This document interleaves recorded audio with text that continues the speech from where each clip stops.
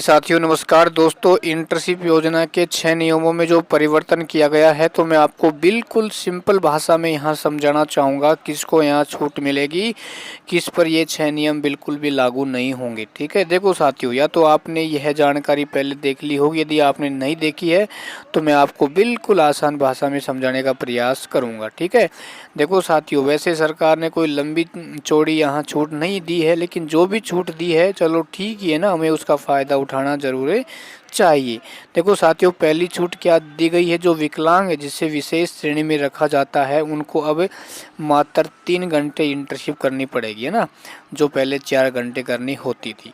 उसके बाद साथियों, जो गर्भवती हमारी बहनें हैं जिनको सबसे अधिक समस्याएं होती थी तो उनको एक चिकित्सा यानी हॉस्पिटल का एक आपको लगाना पड़ेगा, क्या, चिकित्सा प्रमाण पत्र आपको लगाना पड़ेगा और उसके आधार पर आपको 6 माह की छूट मिल जाएगी और आपको जो 6 माह का भत्ता है वो घर बैठे मिल जाएगा। ठीक है, उसके बाद तीसरी छूट आती है दोस्तों, परीक्षाओं की तैयारी हेतु मूल निवास के जिले से अन्य जिले में कोचिंग हेतु निवास कर रहे लाभार्थियों को कोचिंग संस्थान के प्रमाण पत्र या फीस की रसीद के आधार पर किसी भी जिले में इंटर्नशिप की सुविधा दी जा सकती है। यानी वही कहने का मतलब, जैसे आप जयपुर में कोचिंग कर रहे हो, आप रहने वाले को कहाँ के हो, बीकानेर के हो, तो आपको बीकानेर में इंटर्नशिप करने की आवश्यकता नहीं पड़ेगी, आपको जयपुर में ही आप कर सकते हो, यानी किसी भी ज़िले में आप कर सकते हो, लेकिन आपको इंटर्नशिप तो करनी ही पड़ेगी। इसका मतलब ये नहीं है कि कोचिंग की फ़ीस की रसीद लगा दी तो भाई आपको इंटर्नशिप नहीं करनी, मेरे दोस्तों करनी पड़ेगी,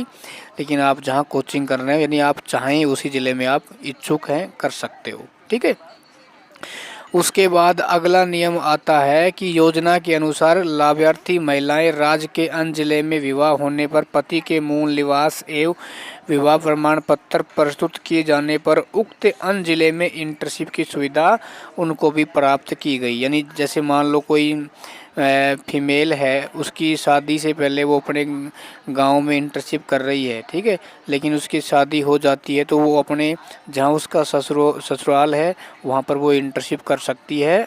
ठीक है ना, सिर्फ अपना पति का जो भी है मूल निवास प्रमाण पत्र होता है उसको लगाने से। ठीक है, उसके बाद अगला नियम आता है साथियों कि राज्य सरकार में अधिकांश राजकीय कार्यालयों में 5 दिवस का कार्य दिवस निर्धारित है।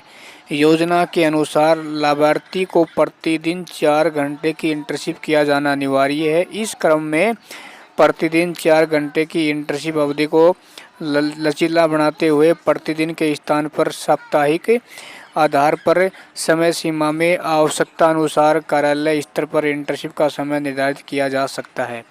यानी कहने का मतलब जो आप है, जैसे कोई गवर्नमेंट ऑफिस का टाइम भाई सुबह 9 से लेके शाम को 5 बजे तक है, ठीक है, आपको इंटर्नशिप भाई 4 घंटे करनी पड़ती है। यदि मान लो आप 9 से 5 बजे तक इंटर्नशिप करते हैं तो आपको अगले दिन की क्या मिल जाएगी, इसमें छूट मिल जाएगी, क्योंकि आपने 2 दिन का काम 1 दिन में ही कर लिया। ठीक है, तो कहने का मतलब ये रहा कि ज़्यादा संतुष्टजनक करने वाले नियमों में परिवर्तन नहीं किया गया है, लेकिन जो भी किया गया है साथियों ठीक ही है ना।